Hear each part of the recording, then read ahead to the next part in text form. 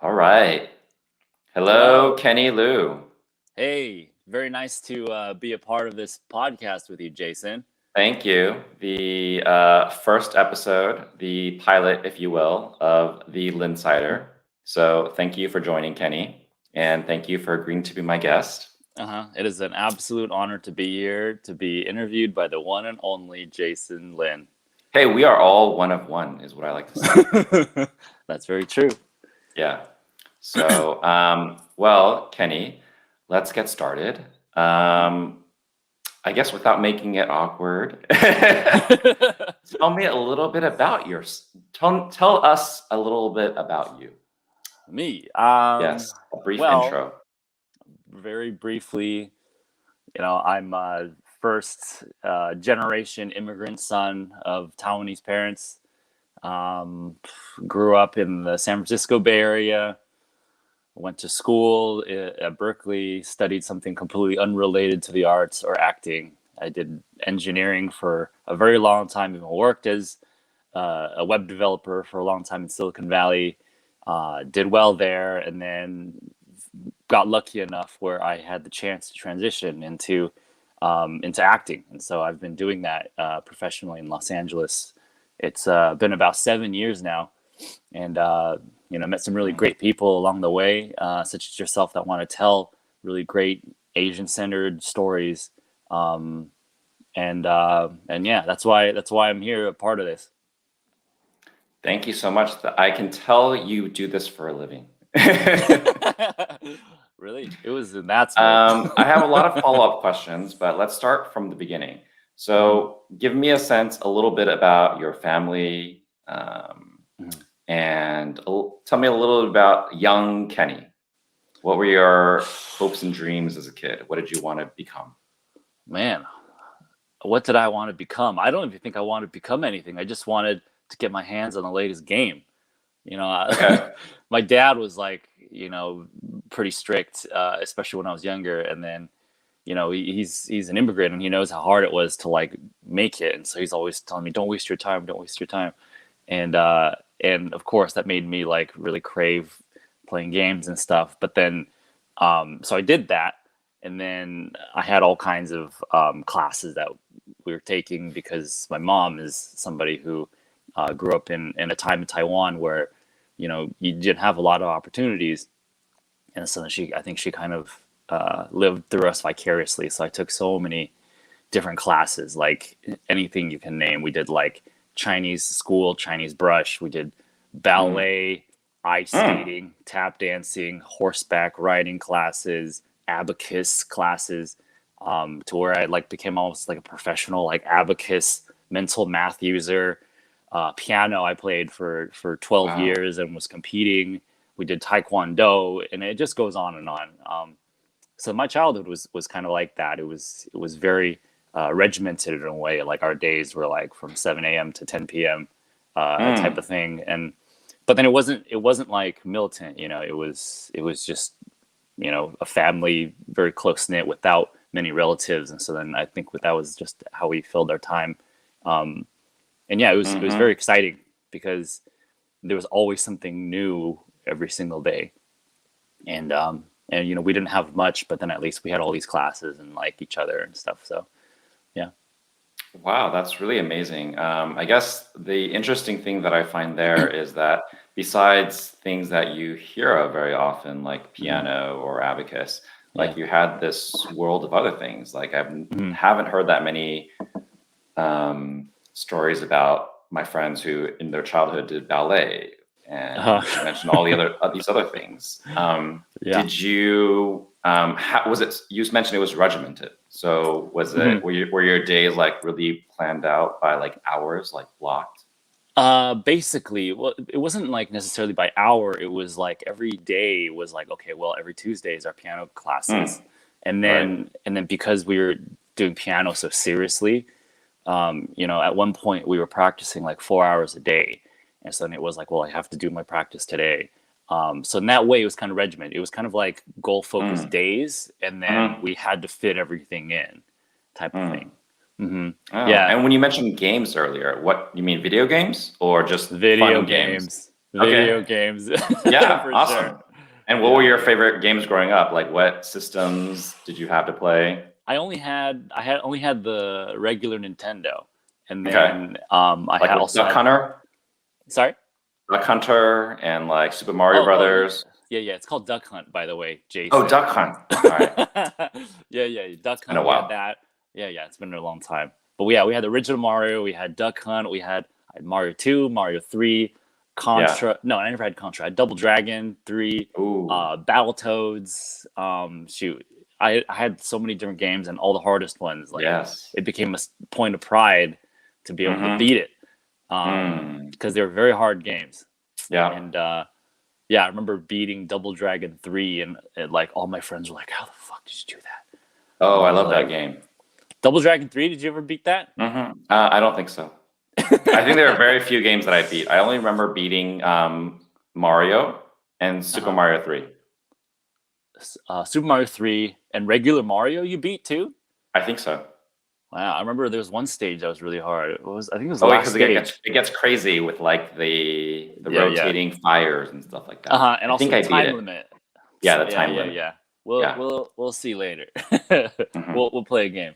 But yeah, that was basically life. It was maybe it was like, looking back, maybe in a way it was kind of my escape in a way, because it was so regimented. It was kind of like, I wanted something outside of it too.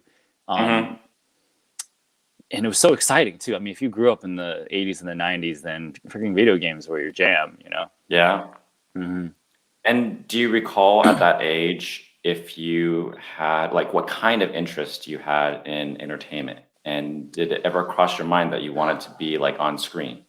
Definitely. I mean, one of the things that I fell into in my middle school was acting. You know, I took an extracurricular class, drama, and right away, like the teacher, her name is Mrs. Harrington, and you know, I grew up in it was this middle school that was pretty rural, suburban, and it was like 80% Filipino, so then I felt like the odd one out, because I'm like one of the few Chinese people around, and but she really took a liking to me, and so then, like, right away she cast me in the lead of like every single play for the next 2 or 3 years. So then we had several different plays. We had the school play every year, but we also had this it was called the GATE program. It was kind of like the advanced type thing.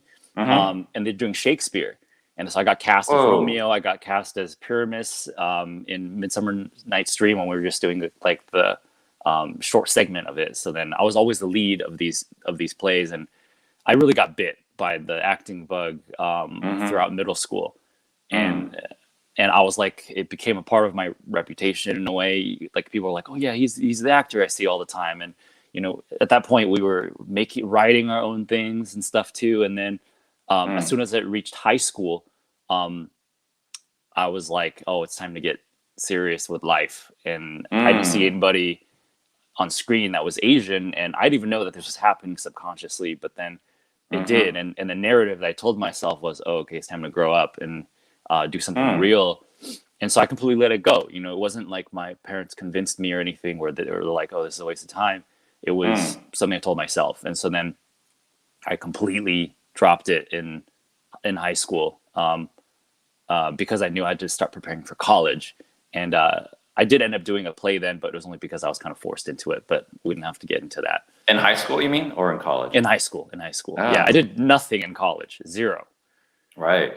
That's so interesting that you mentioned that, because that childhood experience sort of shapes you. I guess I'm curious, like, what do you think attributed that to that kind of thinking when you were at that age, like thinking that you had to grow up and that this wasn't serious? Was it the pure kind of environment? Because you mentioned it wasn't your parents.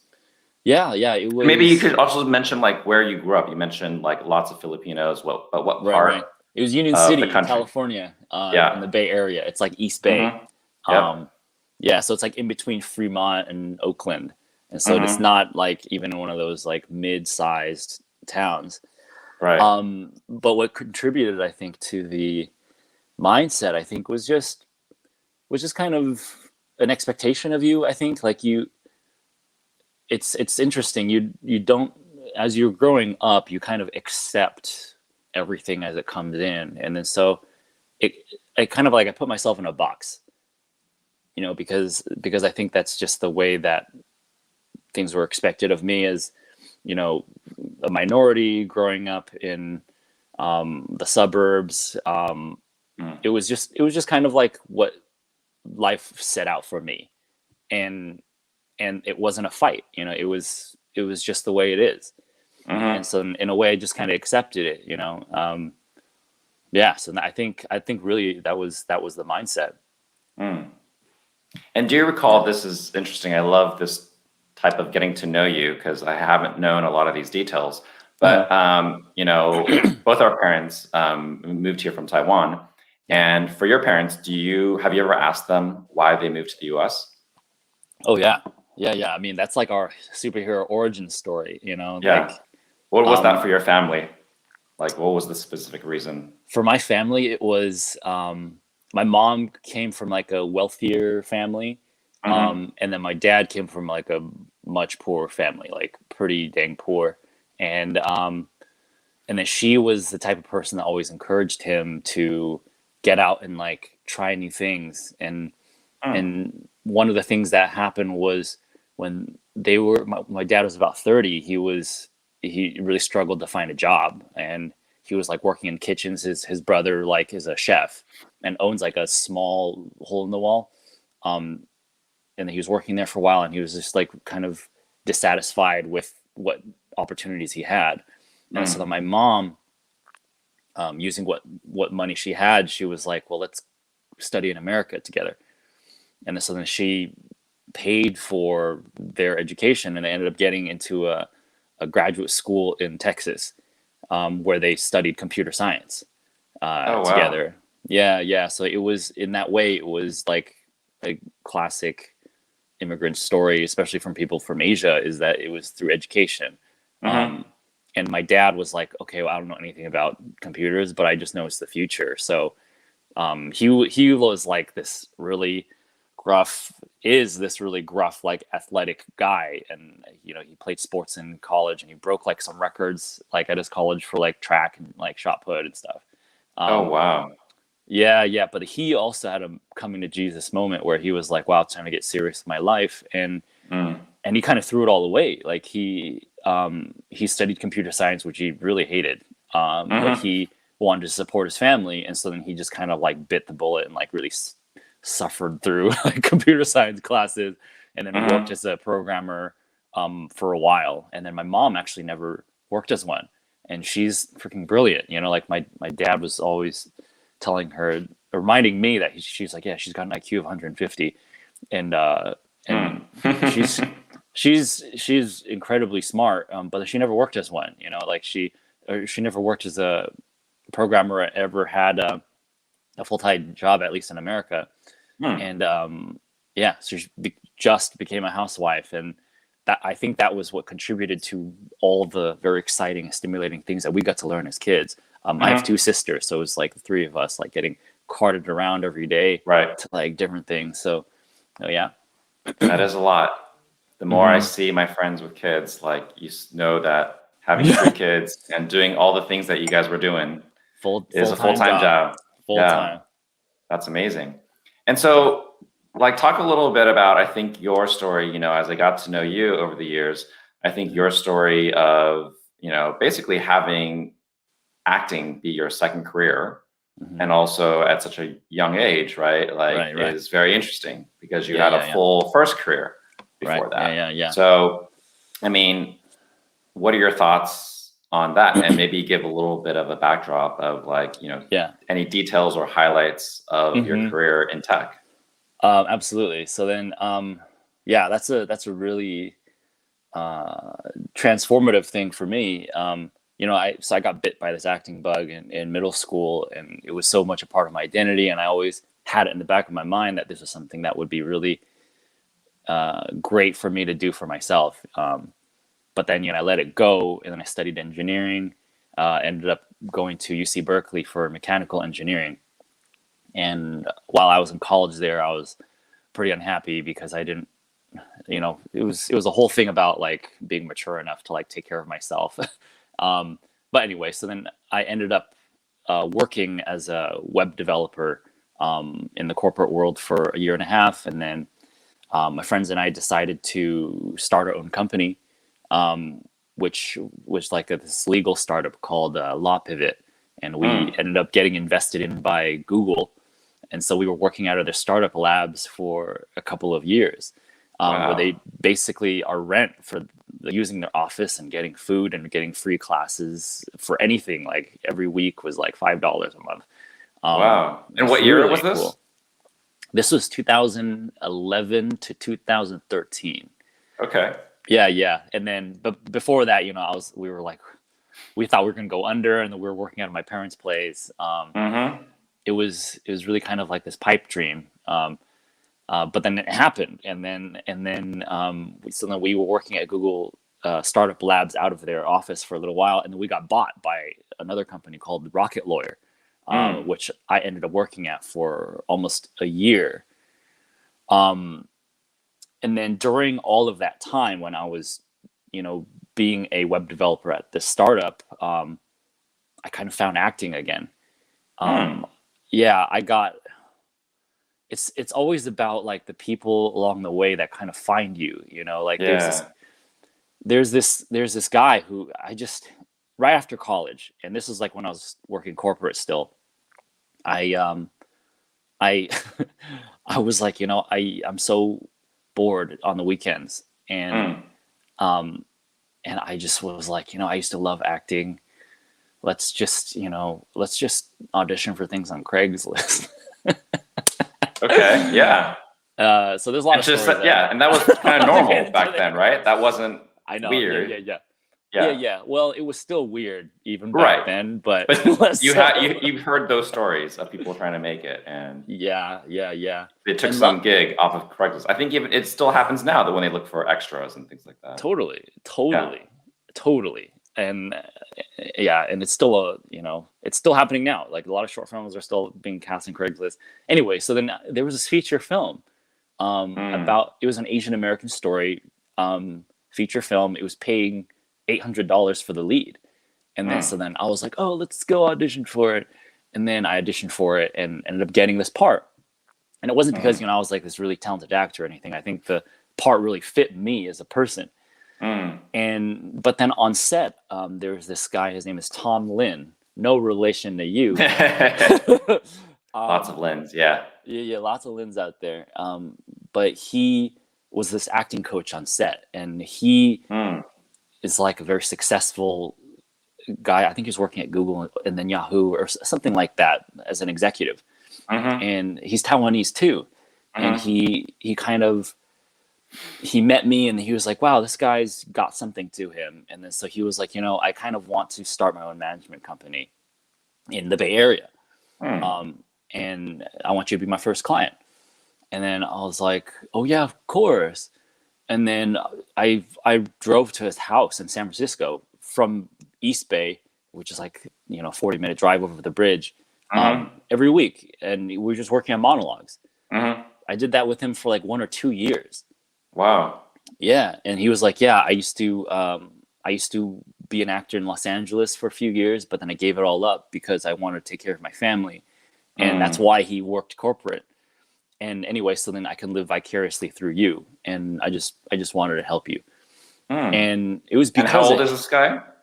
This guy was a bit older than me, maybe like 7 years, maybe the difference between me and you. But not that many. Yeah. Not that much older. Yeah, not that much older at all. Oh, wow, interesting. Yeah, and because the way you said that, what he said to you, it sounds like someone that's like 50 or retired. Would say to the next generation. Yeah, and he's kind of your peer, a little bit. Exactly. And in a way, that's kind of like the immigrant thing too, where it's like, oh, you feel the pull for taking care of your family, and then there's like the things that you kind of want to do too. And he chose that route, and it was because of him that I even ever had this idea of, oh, I can maybe try being an actor. And it was because of him that I got represented by, the best agency in the Bay Area, which isn't saying too much, but at least it became a part-time job for me. Right. So then I was doing the startup during the day, and then on the nights and on the weekends, I was acting and everything. I did like 40 short films and 40 commercials in the Bay Area during those 3 years that I was working at a startup. Okay. Yeah, I did a whole shitload. Yeah. So much. That sounds like a full-time job in addition to your full-time job. Yeah. But then it also told me too, like, the amount of energy that I had for it was just like, it was nice. It was so clear, like what my being was telling me, and so then yeah, that was when I was like, oh wow, this might be something that I can do otherwise. And then when this opportunity came up where, we sold our company, I had some money, I was like, well, what do I want to do with my life now? My bucket list was, I wanted to do a startup and, do something to help change the world. And, I don't think we necessarily changed the world, but I did do this startup and I checked it off. And then I think I was like 27, 28 at the time. And then I was like, yeah, let's see what acting is like. Right. And that's when I moved down to Los Angeles, and it's been about like 7 years since then. Yeah. Well, yeah. I mean, go back a little bit to what you mentioned about, like, you said 40 short films, 40 commercials. Like, do you have any context, any idea, like, for someone coming up at that time, at that level, was that a lot? Was that normal? No, that was not normal. That was okay. It was, oh man. I mean, people usually are, I think, a little bit more discerning about what they do. I think I had an energy to me and stuff that kind of made me like try to go out for as much as I could, because it was almost subconscious, like the need to act. Like it was something that like I still don't understand to this day, but there was just this enormous drive to get in front of the camera, to practice, to meet people and do this thing. And maybe it was because I didn't believe that I could ever do it, that I was like, well, this is my only chance, so shoot, let's just do as much of it as I can. And then I realized how much I truly loved it. It wasn't to become famous, it wasn't to have this dream career or anything. It was just strictly out of the love for it. And it was, I just spent so much energy on it, and so much of it came out to be just pure garbage. But there were quite a few of them. I got really lucky, and they did really well. But yeah, like that was what I learned from it, was that, like, you can think that you're really smart. I went to Berkeley, and, I can think I'm very analytical about myself, but then I did realize that there's things that your whole like inner being is telling you that you wouldn't even find out until like years later. Yeah. And that's so interesting. And then, so what was the next step of that journey? You sold the company, and then you moved down to LA? Moved down to LA. And then you just decided to move down? Did you have anyone kind of like almost that guide relationship that you had with Tom? No. It was really like moving to Los Angeles for a lot of people. I think for most people is like you really had to start over. Like I during my whole first year in Los Angeles was really just establishing relationships. You kind of have these high dreams, and you're like, oh, I'm going to start auditioning, and I'm going to start getting parts right away. Dude, even to audition is like a miracle. Even with the fact that you came with all these short films and you had done these commercials, so like clearly you have experience, right? And you can show people you've done this. None of that counted.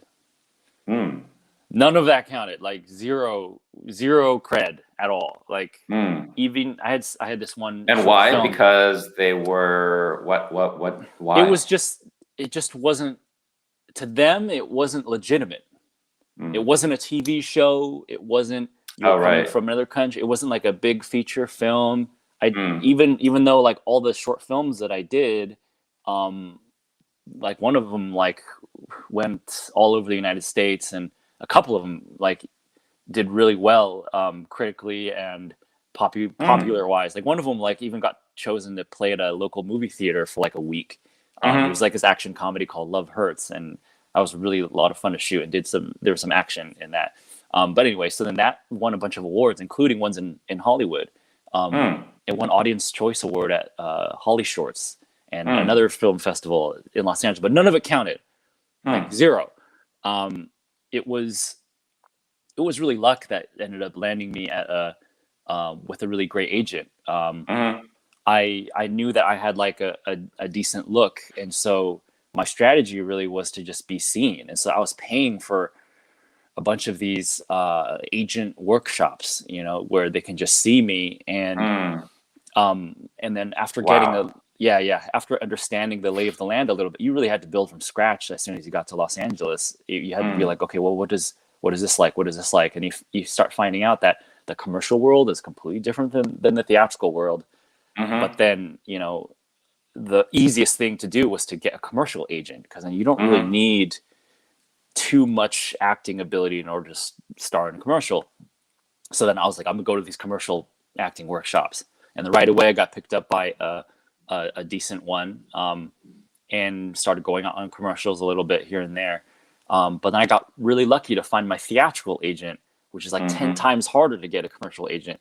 Her name is Sarah Beth Shadeen, and she was this new agent that moved to, at the time I was with Sovereign Talent, and she became their main like theatrical agent. And I got really lucky because she's been in town for a very long time and knows a lot of people and is very reputable. And she saw my headshot just sitting on the desk of my commercial agent in Sovereign Talent, and she was like, "Oh, who is this guy?" And they were like, "Blah blah blah, he's new." And she was like, "Okay, well, I'd like to meet him." And so then the next time I came in to visit the agency, which is one of those things I read online, like you should do that like every year or something, so that they remember you. I was visiting my commercial agency, and then she was like, "Oh, hey, like, you know, I want to chat with you." And so then I just chatted with her for like 5 minutes in the lobby. And then sure enough, like she started, she hip pocketed me, which means I'm not officially signed, but she wanted to see like what I was like. And she sent me out to a few of her friends in the casting offices to, you know, see what my feedback is. And then, that's how I'm still with her now. You know, she ended up moving to BRS Gage, where I still am now. And yeah, I'm still with her to this day. And it's been, I think it's about 6 years now. But it was all freaking luck. Yeah. So thinking back, actually, I guess we met right when you had moved to LA. And actually at that time, was it 2014, 2015?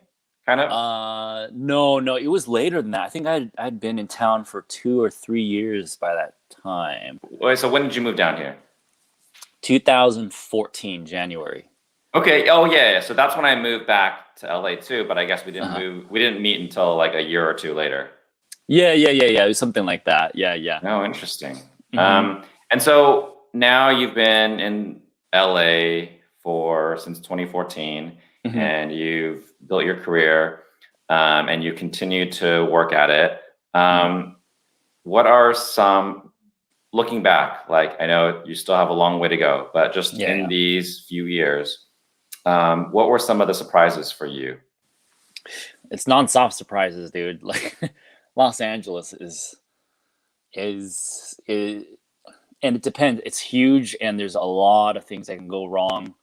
There's a lot of things that can go right. Maybe obviously. One positive surprise and one thing that is not as positive. The things that are not as positive, it's going to be much harder than you think. It's also going to be, it's going to attack you in ways that you're not going to even expect. And what's good about realizing that is you start to realize what is important and what is valuable to keep close to your chest, and to be able to weather the constant rejection, the constant failures. And it's constant, you know, like just expect that, oh yeah, like things are gonna mess up, like no matter how much you try. But then the attitude isn't to stop trying; it's to say, okay, that might happen, but because I believe in this so much, I'm going to keep on doing my best. And then finding people that you really resonate with and realize that it's not about getting that result. It's about creating something wonderful with people that you connect with connecting further to yourself, and that's always going to be a win. Like it's never going to be a waste of time or a loss or a failure in that way. So that for me was kind of like my discovery that came from having that negative like realization. Something really positive can come out of it, and it really makes you a lot stronger if you are able to adapt with all the shit that gets thrown in your way. Yeah. Actually, I mean, I'm just listening to what you said, and it actually sounds very meditative, like the approach that you have to this journey. Totally. I'm curious, like, is that just kind of part of your personality, or what are some things that you've done for your mental well-being or for your self-care? I think it's a combination of both. Like, I think especially for a long time in my life, I really wasn't thinking. Things were kind of given to me, and I had to digest them, like my regimented classes and whatever. But then after you do enough things, like you start to innately know that some things are truer than others. And so in that way, like as all this shit was getting thrown to me in Los Angeles, I got some really freaking crazy, wild stories that we don't have to get into. But then you start to realize that, oh, okay, wait a minute, that's not exactly what I want. And then it just keeps getting more and more honed. And so in a way, like, on the side of acting, I realized that what was more important than just the acting was who you are as a human being, because that, I believe, heavily informs your talent as an actor, one, but also like what you ultimately want to represent as an artist. And so then when I realized that was when I was like, okay, well, that means I have to become a better person, essentially. And so then a lot of that was like reading a lot of, philosophy, a lot of like pop philosophy, talking to friends, talking to people, doing a lot of inner work. And I had something kind of traumatic that happened to me for a long time in my life that had to do with my parents, that actually got me into acting in the first place, that I can talk a little bit more about in a bit. But yeah, like that kind of awakened me to kind of like, well, this is why I want to do this. And having that sense given to me was always like kind of became my true north, And so then like whatever it was that I read or studied, it was finding that feeling again, I guess is how it works for me. Right. And then after I felt like, I was like, well, this is who I am, was when I realized, oh, okay, well, now I went from 0 to 1.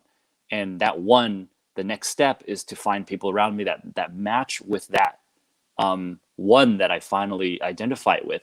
And that's kind of where you came in, and that's where Masumi came in, and that's where like all these friends that I have now that I realize, wow, this is what I want to stand for.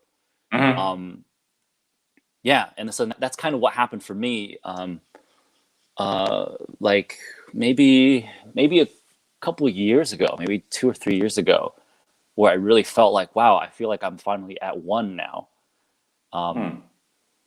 Yeah, I don't know if that makes any sense. No, it does, and it's a beautiful story. Thank you. And it sounds almost like the ability that you had to connect with it. I connect those things, and I love how at moments of your life and how you've not only connected it, but you've recognized that there is something, someone that has helped you along this journey. I think that's so hard because this industry is so cutthroat, and I'm on the producing side, so it's totally different. But you being in front of the camera as an actor, that's so hard. I've read the stories, and you see the depictions on film and TV. I'm curious, just before we forget, you mentioned something traumatic with your parents. Can you talk a little bit about it? Whatever you're comfortable with. Yeah. How do I get into this? Basically, the essence of it is, especially since I was as young as I could remember, my relationship with my father was not the best. He had a lot of pressure to be able to support a family, and he was going through a lot. And then I don't think, when you grow up in that time, in specifically an Asian country, I think you don't have a lot of the tools you need to express yourself, to communicate your emotions, and you just don't have those tools. And so I think he had a lot of things bottled up, and in a way, I was the only son, and he ended up taking a lot out on me. And that was like my earliest memories, and it went on for quite a long time, to a point where I was like, it had happened between 3 to 10, like it's a long period of time. And what's interesting is that, like when it happens to you that young, you kind of, at least for me, as I became an adult and stuff, up until I started acting, I was like, oh yeah, that's normal. Like that's kind of what life is. Like it's given to you in a box, and so you're like, oh yeah, everybody goes through that. I kind of believe that subconsciously, and I think why acting was so powerful for me was because I think I really struggled with understanding myself all that time, and kind of why Berkeley for me was such a mess, was because my inner life was in turmoil and I didn't know it. I was just always like, being busy and saying, okay, well, I need to study this, I need to get this grade, and you're so busying yourself so that you don't have to look within. And I didn't have the tools either. But then acting for me kind of like, I became like decent at analyzing characters and stuff, and it became really fascinating. And then you develop this lens, and then at some point you're going to turn that lens on yourself. And that was when I was like, oh wow, like who is this Kenny guy? Like he's very, very interesting. He's got these very strong characteristics that come out of somewhere. And then it was when I had to write for homework class. I was taking this acting class at the Beverly Hills Playhouse in San Francisco. It's now called ZA Studios, under Robert Zimmerman. One of my homeworks was to do this personal monologue. And basically you write like a 10-minute monologue, you memorize it, you perform it for the class, and you can write about anything. A lot of people make it funny, a lot of people make it sad or whatever. But then I was like, okay, well, let's write about this. And this then I wrote about the things that happened with my dad, and all this anger came out. My first draft, it was so angry, and then when I read it, I was like, wow, is this the kind of person that I want to be? And I was like, no. And it was so interesting. It was the first time this ever happened to me, but I started writing it again. And then I was like, well, this is not quite right either. And then I rewrote it for 6 months. I had like 10 drafts of it, until the last draft of it was completely different. It wasn't rage anymore. It was kind of acceptance. Like I came to a place where I was like, yeah, I love my dad. And it was this realization that I had where I was like, wow, like, things with him he's probably never going to change the way he is, but all I knew was I wanted a dad. And all I could do was clean up my side of the street. And so then that's how I came to peace with it, and I realized, oh wow, like looking at him, he went through a lot. And he didn't have the tools to handle it. And so then of course something like that is going to come out.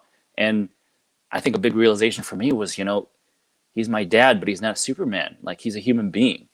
And once I forgave him for his mistakes was when I was like, yeah, he's a human being. And and then I came to peace with it. And then I wrote this monologue. I performed it in the class, and it was like this weight that I just like let off my chest. Mm. And then I was like, well, what's the next step now? And then I was like, well, I have to talk to him about it. And then Wow. Yeah. So then Ooh. I took him out for a walk, and then, you know, like at that stage, like we still didn't even really have a relationship. You know, one of the things I realized from writing this monologue was that we really disconnected ever since I was 10. Like no father-son time, no anything. Like he supported us, but there was no emotional relationship there whatsoever. And, you know, like I think some of my resentment was there too, where I was like, yeah, I wish, you know, I played catch with my dad. Like, how come everybody else got that and I don't? But then the way I saw it after the monologue was, damn, he must feel really guilty too. You know, like there has to be this like shame and guilt there too. And that was for me, that was a light at the end of the tunnel, where I was like, yeah, maybe if I approach him with love, then he will see that too. And so then like I took him out on this walk, and then we were just talking, and I was like, oh, hey, Dad, what was it like for you growing up? He told me about his childhood, and he was very poor, and his dad was like, you know, very strict, kind of Japanese style, like parent raising, because in Japan colonized Taiwan for a little while. And I asked him like, oh yeah, Dad, did everything happen with you and your dad? Like, you know, getting hit or anything? And he was like, oh no, not at all. He was actually, you know, quite kind to me. And then I told him, hey, yeah, you remember when you used to beat me? And then and he was like, oh no, not really, not at all. And then I was like, oh, you did. And then he ended up confessing. Like he said, yeah, you're right, I did. And I said, yeah, it happened for a really long time. And then he was like, yeah, I know. And I'm sorry. Like I was going through so much at the time, and life for me back then was like this and that. And then I was like, Dad, don't worry about it. You know, I just want to let you know I forgive you. And then from that moment on, it was like I had a father. And yeah, and then like looking back at it now, it was, I think it was because I wrote that monologue. You know, like if I had approached him with a lot of that rage that I would just reactionarily have, then I don't think that conversation would have gone the way it did. You know? Yeah. And so then it was just so transformative. It was just so transformative being able to, you know, have art be that for you.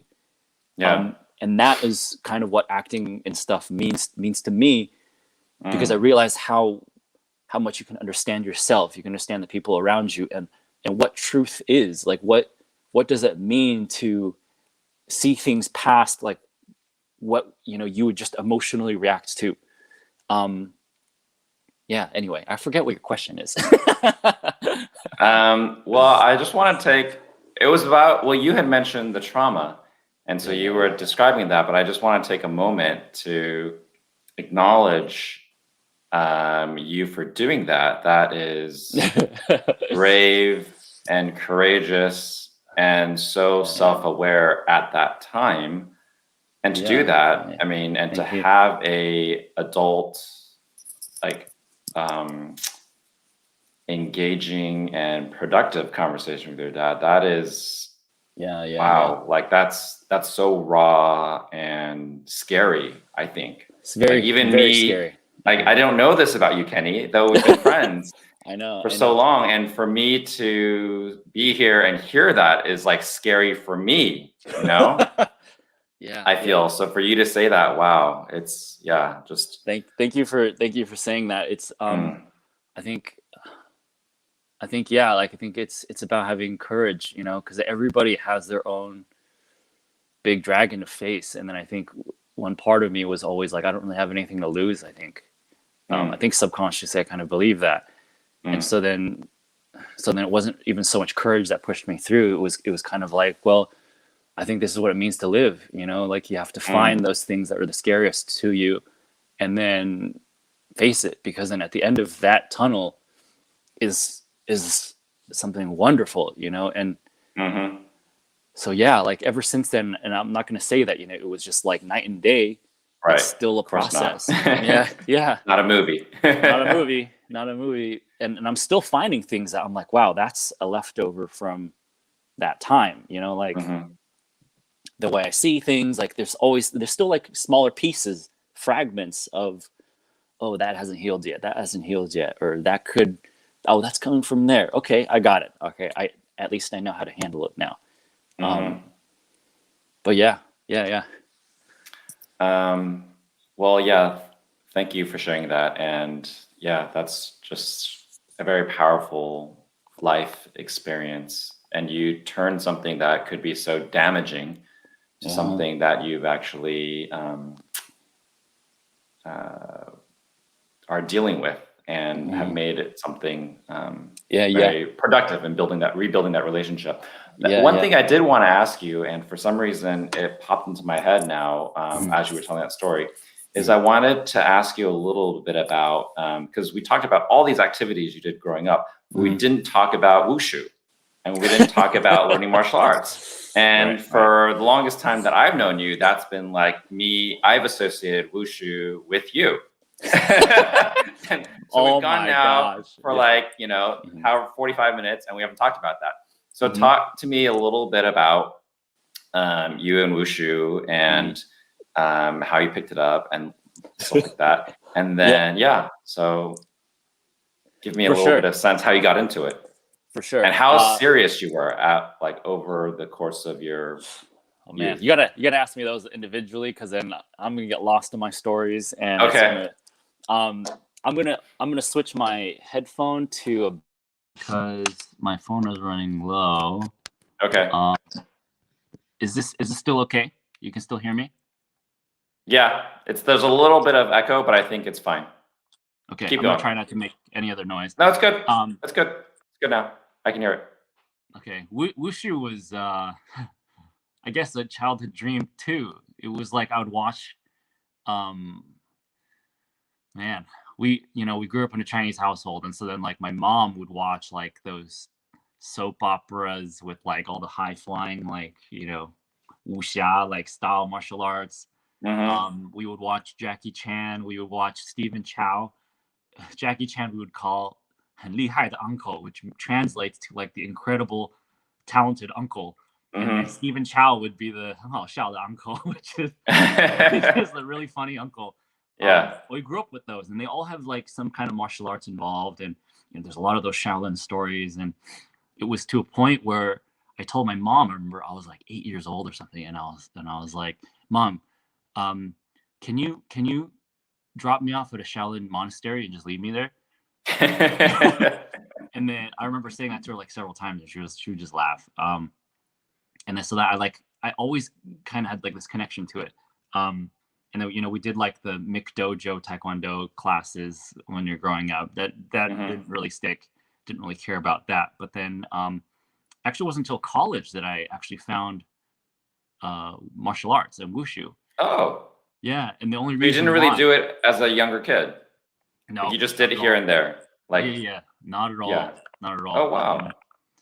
I found it because a friend of mine was like, my freshman year, he was like, oh yeah, there's this thing called wushu, and then I was like, what the frick is wushu?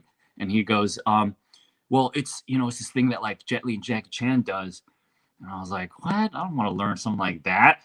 And then he was like, well, just come on. And then I was like, all right. At that point, my freshman year, I had gained like 10 pounds. Sure. Like, really bad. And so I like had to. Pretty good for freshman year. Yeah, freshman 15. Yeah. And, I was like, God, I gotta lose some weight. And so like I went and then did a little bit, and then I was like, oh, this is kind of interesting.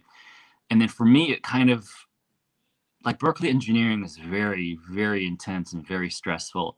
And the wushu that I was doing gradually became my emotional outlet. Like it was like my only way to express myself, because the regiment was so tough, curriculum wise and studying wise. And so, yeah, like for a while, it really just became my emotional outlet. And so then I practiced for 4 years at Berkeley, and then I was teaching there after I graduated a little bit. And then as I was doing the startup and the acting, at even after the acting, I was practicing martial arts at night. Like I was practicing 3 hours a day, and it was exhausting because I remember I'd nap in the car after I drove like an hour from San Francisco to this Bay Area to go train at my kung fu school. But I just needed it, you know. I got to a point where I made it onto the US team. So that was pretty awesome. So then that was I was on it for 2 years, so 2010 to 2012. I was I was competing like all over the world, and this is after college then. Yeah, this was after college that I made the team. Yeah. And so this is also like around the time you were getting into acting as well? So so you were doing all the acting and also like excelling at wushu in this competitive level. Yeah. Wow. It was really, really tough. But I didn't know any other way. You know, it was just like, this is what I wanted. I wanted the startup to do well. I wanted my acting to go well. I wanted to do martial arts, and so that was all I lived and breathed for many years. I think that was like three or 4 years, give or take, in the Bay Area. So yeah, that was amazing. And then I started really late for wushu. Wushu is like super acrobatic. It's super stylized, and it's so intricate and so much to learn, like so much different styles, and so it takes literally like a lifetime of learning. And and so I really, at the time I was practicing it just strictly because I needed it. And now it's, you know, when I moved to Los Angeles, there's a period of time where I was like, okay, I can't have myself be seen as this martial artist because I was worried about stereotypes, and I was already getting offers to like, can you do this action thing? And a lot of the action things were kind of like not acting related. So like stunt work, you mean? It wasn't even stunt work. It was kind of like, oh, this short film is like, you know, like we want to do this action thing, and it's like it wasn't a stunt thing because the action wasn't going to be good. It was like an action type film that was going to be garbage. You know, it wasn't going to be horrible because they didn't know what they were doing, because it takes like a stunt choreographer and all talented martial artists in order to have that happen. But I've been on too many projects where it was like, okay, well, you know, this guy is horrible and he thinks he's good, but so it's not going to be good because it takes, you know, action and reaction for something to look great. Yeah. Anyway, so then there's a long time where I was like, okay, I can't have anybody know that I do martial arts, and so I hid it for until about last year or 2 years ago. I was practicing on my own and not even doing it seriously, and really turned my back on it because I wanted to establish myself as an actor. And so now that I've done that, I actually started getting back into it a little bit and was taking some kung fu classes, wushu classes at Shaolin Wushu Center on La Brea in Los Angeles with Master Hu is like legitimately old school China style like martial arts. He's a very good teacher. I still love going there, but then I had something happen to my knee, and I had to have total knee reconstruction surgery. And then that to me told me that, okay, look, you need to let this thing go. So then I was like, okay, yeah, I really said my goodbyes to it, where I was like, yeah, I'm just an actor now, not a martial artist whatsoever, because I tried coming back and this is what it told me. And then so I completely quit until I started working on Yakuza Princess, which is this action thriller that my wife Masumi became the lead on, and I was there to just help her pull her coffee and teach her martial arts because she had never done action before. And I became friends with the director and the producer, and then they saw me teaching her, and then they were like, "Oh wow!" and they ended up casting me in the part. But anyway, long story short, the producer on that set, her name is Tubaldini Shelding. She pulled me aside after we finished shooting, and she was like, "Kenny, I need to tell you something." And I was like, "Yeah, sure, shoot." And then she told me, "Look, like you have to embrace this martial arts side of you, because I think it would be a shame if you didn't." And then it's that theme again of like people coming into your life and kind of like waking you up and finding you in a way. And ever since that moment, I was like, wow, you're right, that I've like fully gotten back into it. And so then I feel like she kind of saved me in a way, you know? Yeah, I'm so glad that I think my video is doing something. I'm trying to play with the power here, but I'm so glad that you've done that. Yeah, because I can't wait to see what you have going on. So maybe let's talk a little bit about that. Yeah. So talk a little bit, and I know the last couple things I know you've been in was the big Roland Emmerich movie, and then you have, is it A Shot Through the Wall? That's the title, right?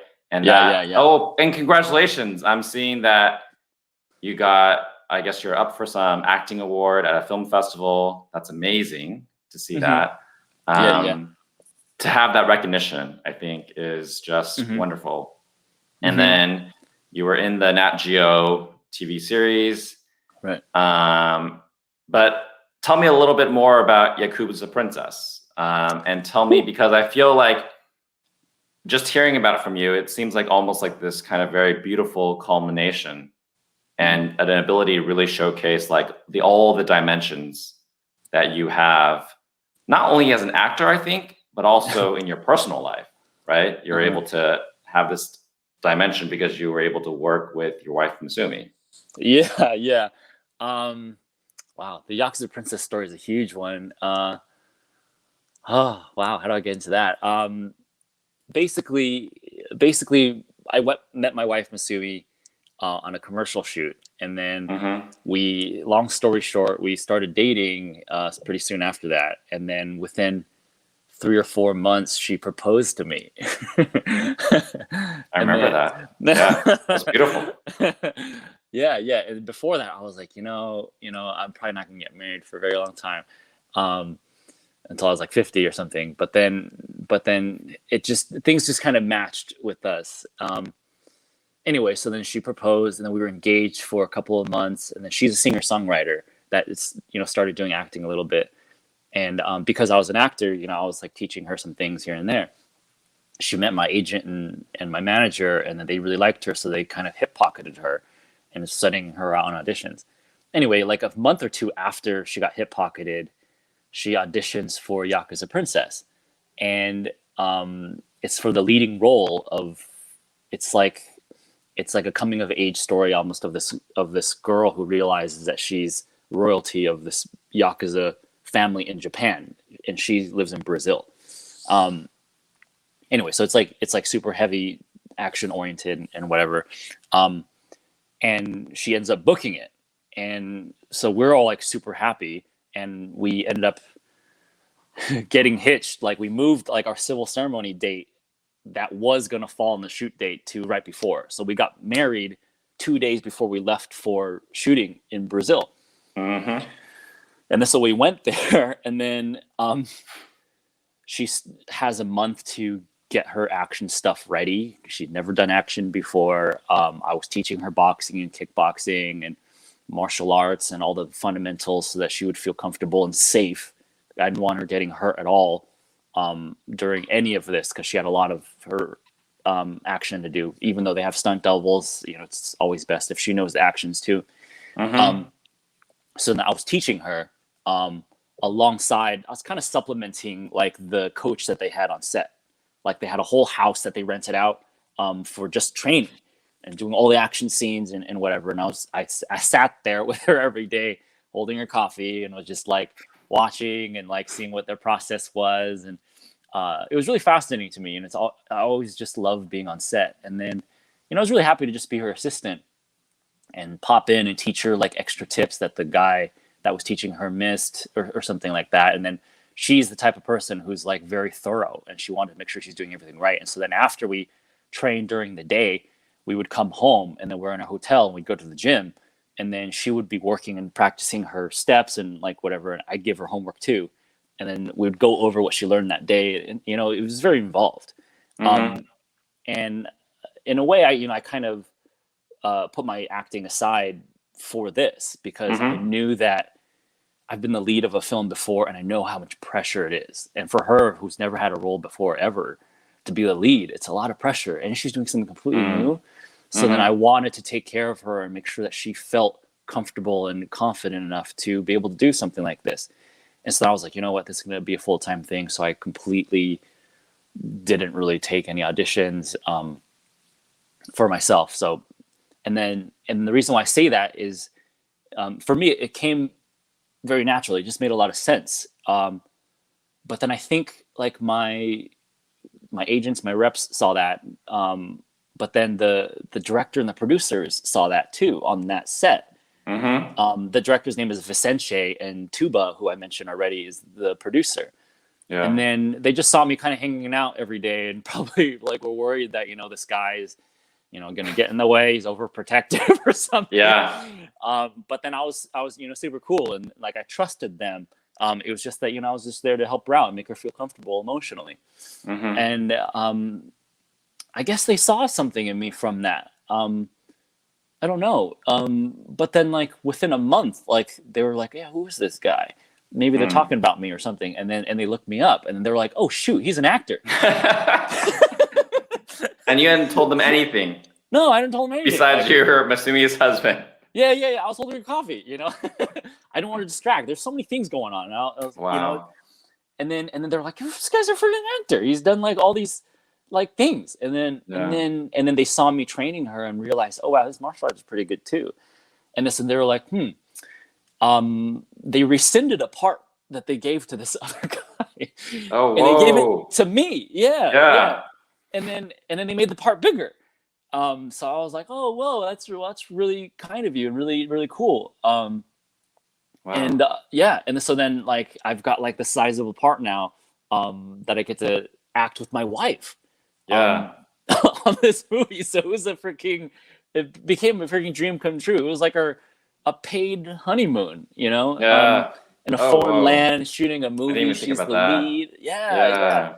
It was quite beautiful and amazing, and it was very stressful too because so much was going on, and we didn't get much chances to talk and process it. But it really was like this dream come true, and so I ended up getting like this really great part because of that. And then they were like, well, we want you to choreograph something too, and so I got to choreograph a fight sequence with me and Masumi. All right.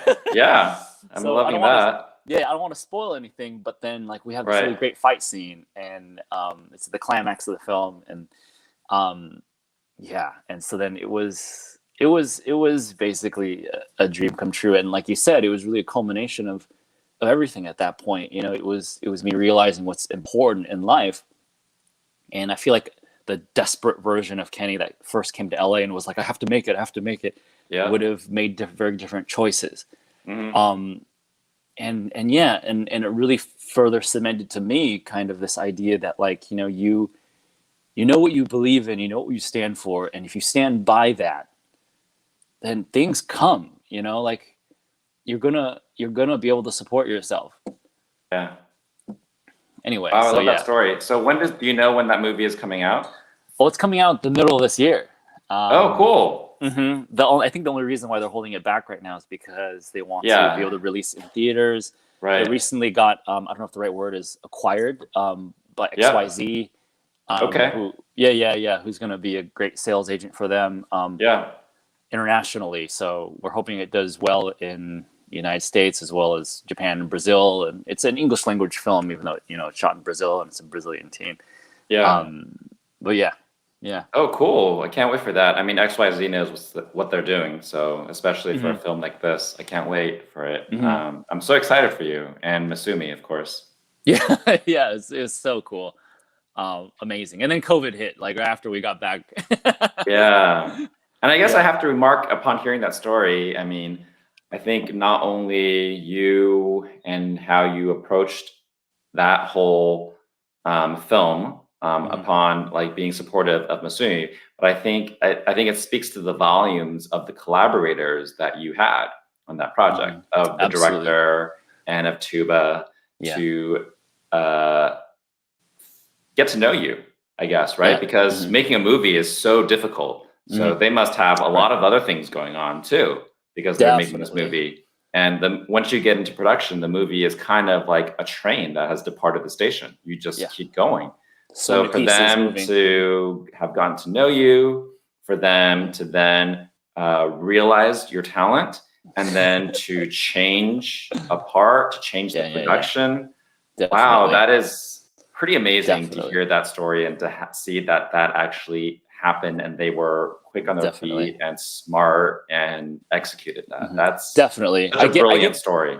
I give the credit to them, honestly. Like Vicente is an incredible director. Like he deals with a lot of things because it's, action films are not easy, and there's even more moving parts than just a regular film, but he handles all of it like really well. He knows what he wants, and then he's also very kind to like the people that he works with. He was so kind to Masumi. He knew that she was completely new to acting. In fact, they actually had originally offered it to this K-pop star, and Tuba, she's like, I trust nothing but my instinct. She was like, yeah, I'm casting Masumi instead, after she saw Masumi's tape, and she rescinded the part and gave it to Masumi. So there was like even extra pressure to perform. Yeah. But then Vicente took such good care of her, and Tuba was always present, and always, I'm sure she was dealing with even more things I don't even know about. But then, she really adapted well to everything. And they're incredible people, and I'll work with both of them again in a heartbeat. And Tuba says the same thing to me to this day. She's asking me like, "Oh, we need to shoot something. And I want to like loop all these really wonderful people that I found. So yeah, that's life for me. Oh wow. And then wait, how are we doing on time? You have to go soon, right? Actually, no. We were originally going to go to Berkeley, but then now we have an audition.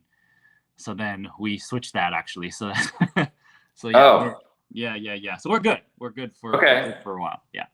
Cool. I mean, I kind of wanted to, off of that, hearing about the Yakuza Princess and your experience there. Can you share a little bit about the differences and similarities that you saw in shooting a film in Brazil? And it's not Hollywood, I'm guessing. It's the Brazilian system. And if you could just talk a little bit about that. And the reason I'm curious about that is because based on my experience having worked and lived abroad in China and in Hong Kong and Taiwan, that's one thing that I really encourage, I would say, everyone to explore, like working internationally. But I would say especially us as Asian Americans, right, to explore that, because the working internationally, of course, is so different, and getting an experience, I think, outside of Hollywood is also so important. Share a little bit about that experience, similarities and differences, and what you learned. Let's see. I mean, there's so many. I mean, like just going to a different country for several months, it's like you really do kind of live there for a while.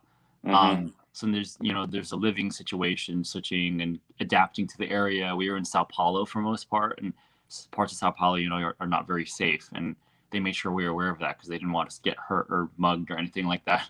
But then in terms of like the industry, you know, it's a smaller country.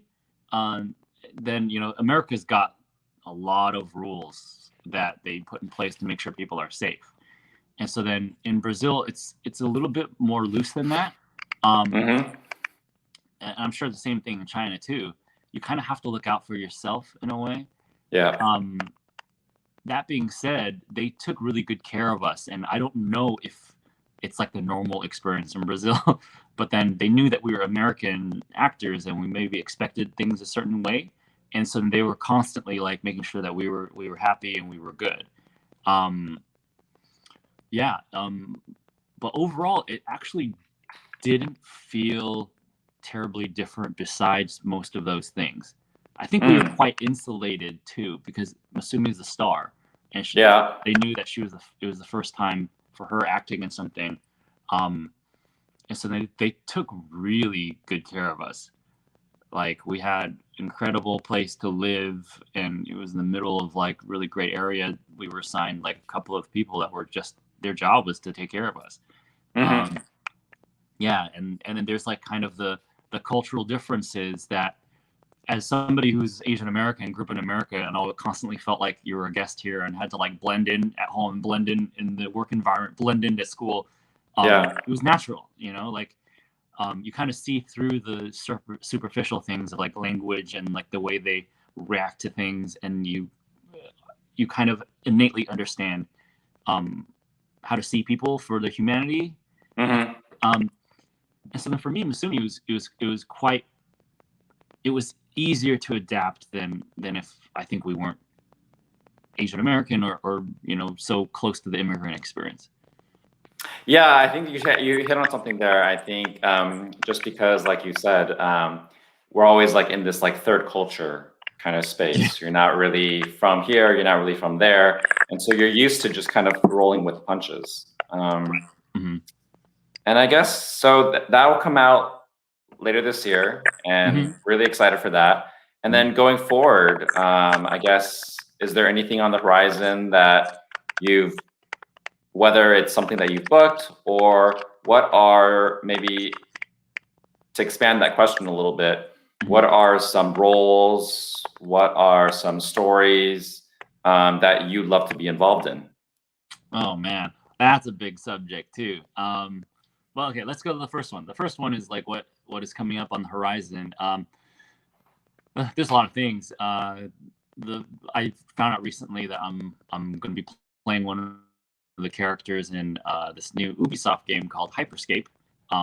It's like it's like Fortnite, but then they're like next generation of things. Yeah. So I was doing the voices for that recently, and so far. Yeah, I remember you talking about that. Are you doing motion capture for that too? I'm not sure. I'm not sure if I am actually. I hope I would. Okay. But then they gave me like a whole likeness of me, so maybe it's not even going to be my face really. But at least I'm doing the voice acting for it, so I think that's really cool. Awesome. Yeah. So there's that, and then my film Shot Through the Wall right now is playing through a whole lot of film festivals, like a bunch of them were like I'm not even keeping track of. But yeah, this is a drama that I did several years ago. It's like kind of a historical fiction where it's very much inspired by a real story, the Peter Liang case. Long story short, he's a New York City police officer, a rookie Asian American, Chinese American cop who accidentally shoots and kills a black man, and in the midst of like Black Lives Matter. And for him, it was truly an accident. Like he's forced to, or he's made to go into this foot patrol of like this really rundown area of New York, and he goes into this dark stairwell, and he hears this noise, and he accidentally discharges his firearm into a wall. This bullet ricochets around the staircase, goes down a flight of stairs, and hits this man in the chest that he didn't even know was there, and this man dies from it. And Peter Liang is the one that is the only cop in 20 years to get indicted for manslaughter. And anyway, so then our story is inspired by that case on a cop who accidentally shoots and kills somebody. And then him and his whole family needs to deal with the repercussions of all of that, because then obviously Black Lives Matter movement and Black Americans are saying you have to stop killing us, which, makes a whole shitload of sense.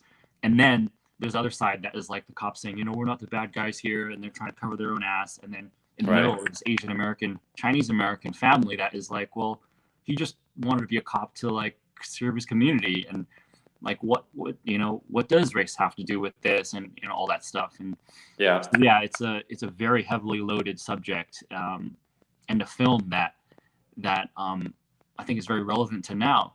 And it's been going on the film festival circuit, and it's always nice hearing that we won something. And most recently, I was nominated for Best Actor. The director was nominated for Best Director. We were nominated for Best Film at the Beaufort Film Festival in, I think, South Carolina. Oh, cool. Yeah. And then we found out that we won Best Film. So. Oh, wow! Congrats! Yes, I love that. Yeah. So it's kind of cool. It's crazy because I shot that film like quite a long time ago. So that's happening. And then right now I'm in talks for a TV show that you are involved in, Jason, and a couple of other films that spawned from that discussion, actually. So it's actually quite exciting. And again, it's affirming this idea of like working with people that you really connect to.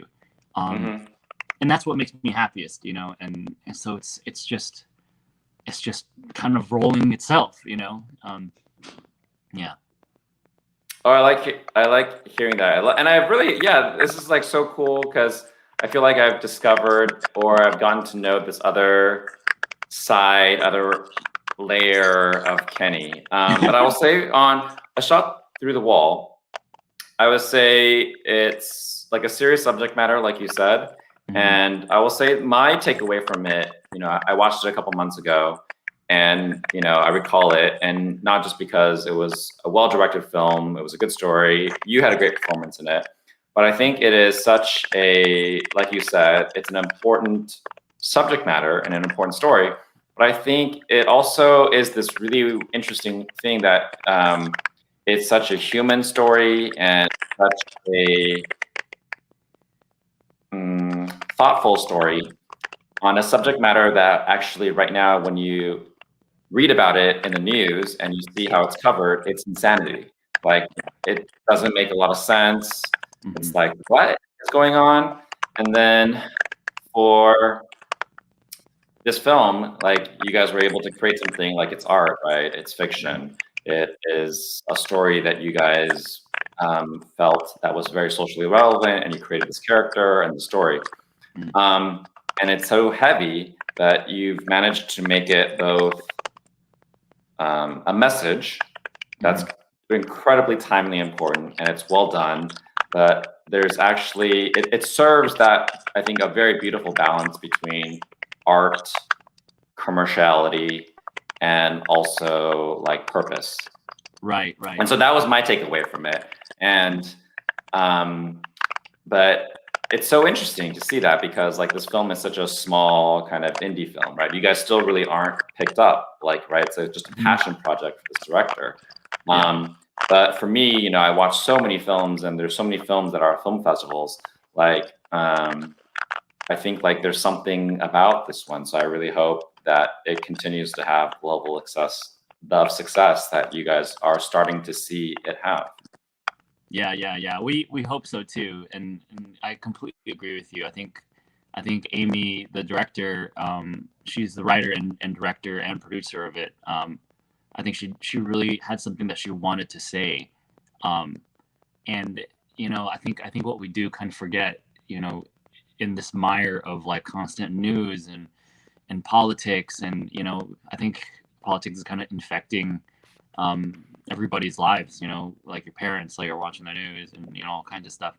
I think we sometimes forget that, like, ultimately it's about like what is important on a human level. I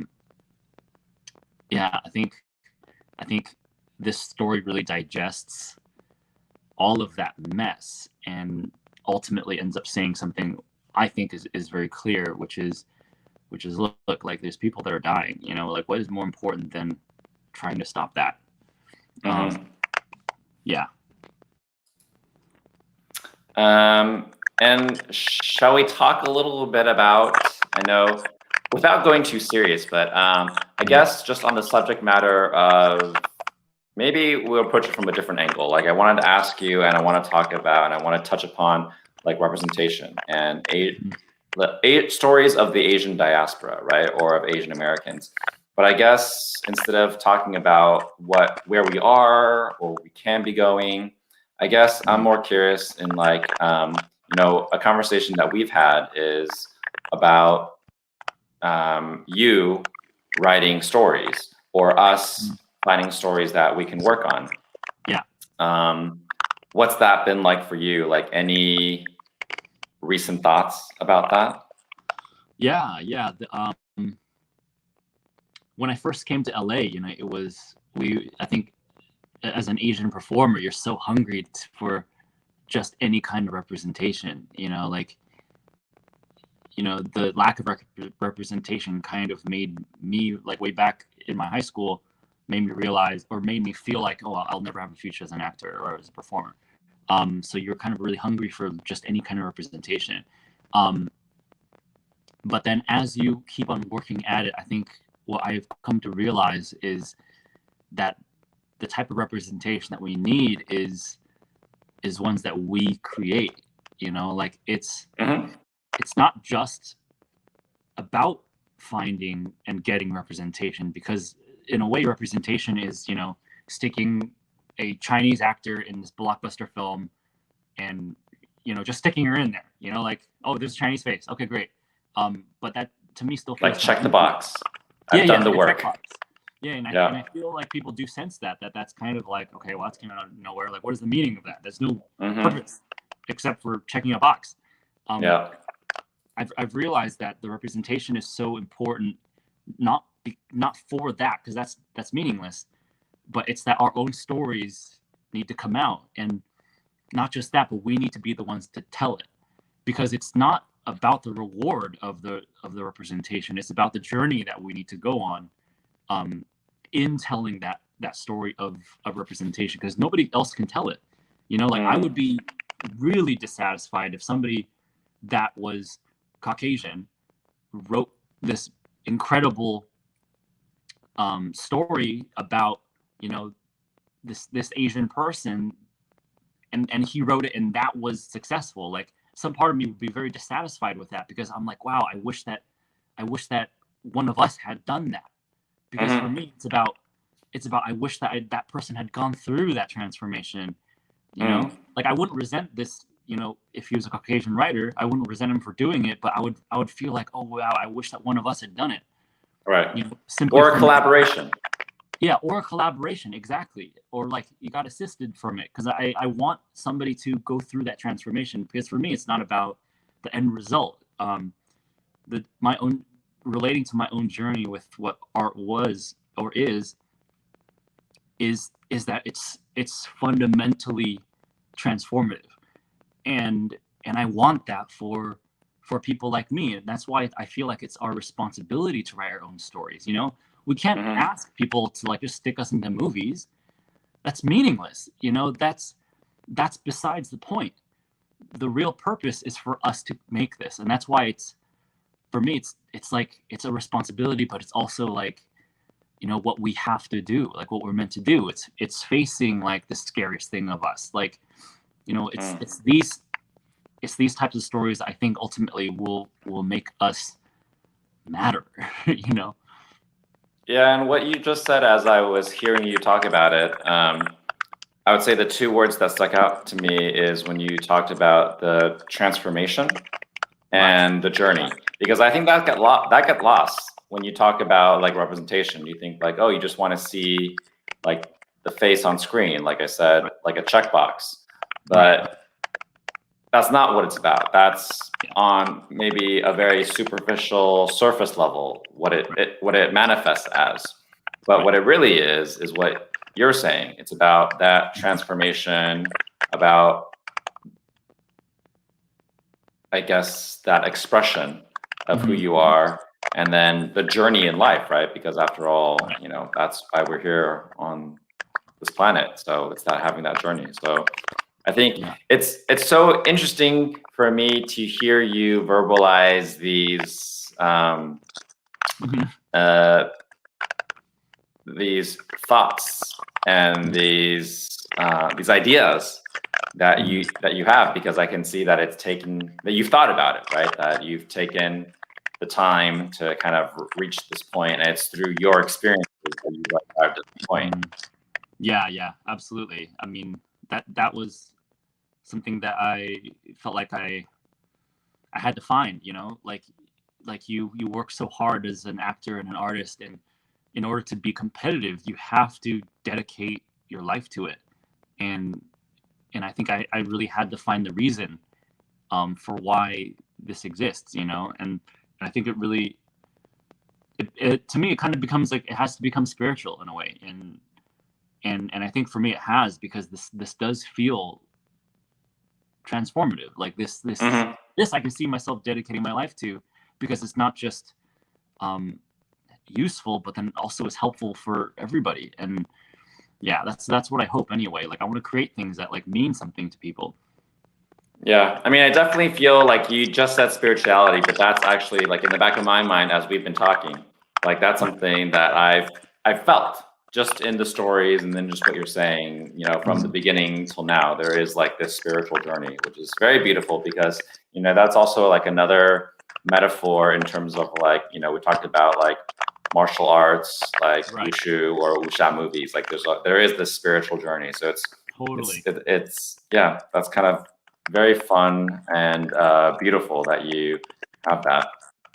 I guess, yeah, I think that's for me. I guess maybe to wrap this up, what recent films or TV shows have you seen that have inspired you? What would you recommend? Oh man, that's a really good question.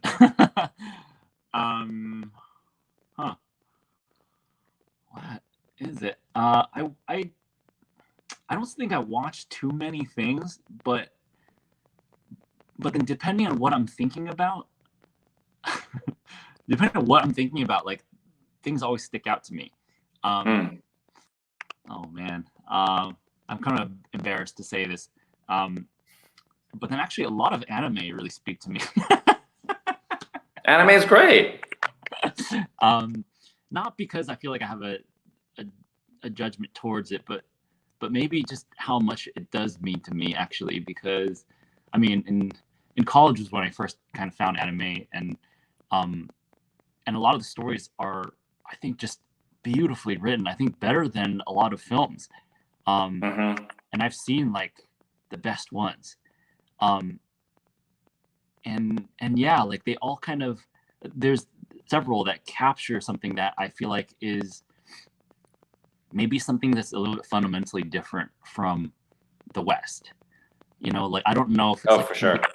Yeah, something innate in like my upbringing or Asianness or whatever, but then it says something different to me.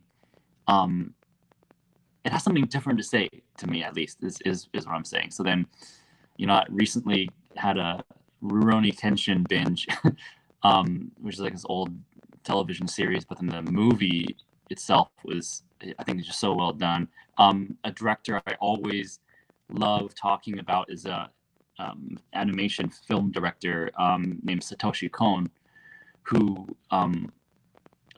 is most known for Paprika, but he did a bunch of other films too that, Christopher Nolan's Inception is kind of inspired by Paprika.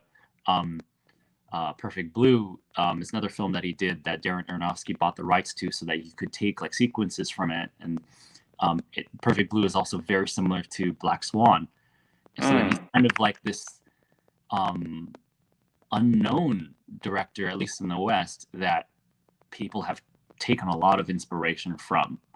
Right.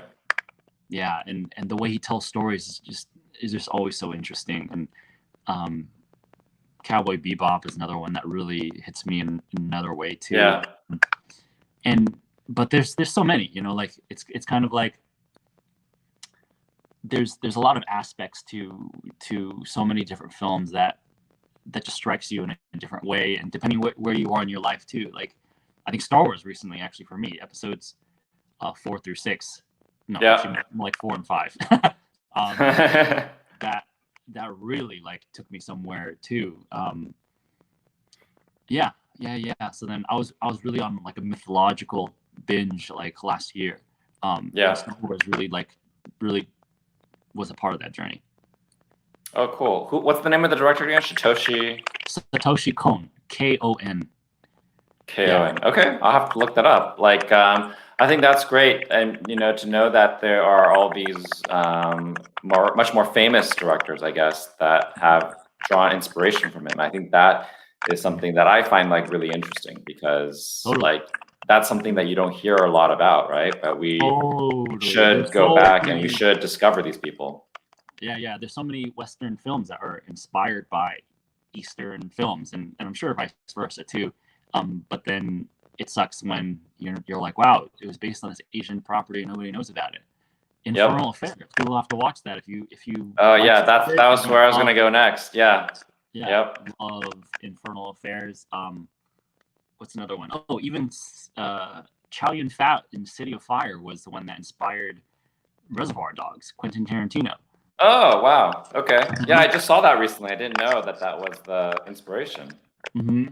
Oh, you did? You saw that recently? I haven't seen it yet. Yeah, I went on like a lot of like Chow Yun-fat like old films. Like this was like a couple months ago I was doing that. Oh really? I have to catch those. Yeah, my advice would you, if you can't find it online, like get a library card, and at least LA has a really good library, but like they have all these like old classics that you can find, and then you can check them out on DVD. Oh wow, that's really good. And I like the DVD because nowadays on streaming you don't get all these like bonus features, and sometimes like you get commentary tracks like by the director, or the making of featurettes, and especially for these old films, like it's really cool to see just their thought process behind the movies.